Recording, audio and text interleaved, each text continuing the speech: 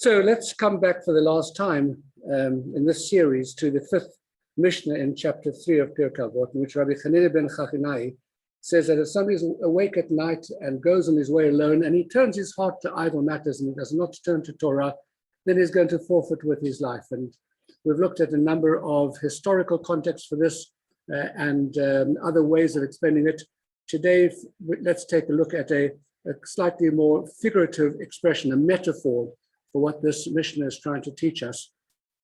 Because the idea of night is always, and darkness is always symbolic of the absence of knowledge.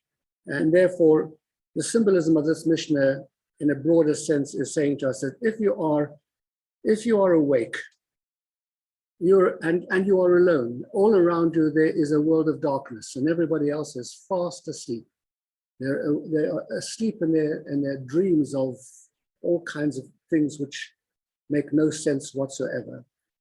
And under these circumstances, when you realize that there's a job of work to be done, that you as a Jew are the bearer of a certain kind of light and responsibility to the world, as we've always been throughout all of the ages, particularly the Middle Ages, the Dark Ages, when we were only ones to hold the light, the concept, the idea of literacy and of morality, even on pain of death. And this is part of our historic role. That is the reason for which we were created. And we were destined always to walk a solitary road when the rest of the world is on either asleep or we are alone on this particular road of morality and bringing light to the world. And under these circumstances, the person realizes that here I am almost alone, a voice in the wilderness against the world around me, and it's all very dark, and I'm very much alone. And under those circumstances, you turn your attention to things which are matters of idleness, and you don't recognize the role, your destiny, your obligation, etc. And you turn away from teaching the values of Torah, then truly one is going to forfeit with one's life.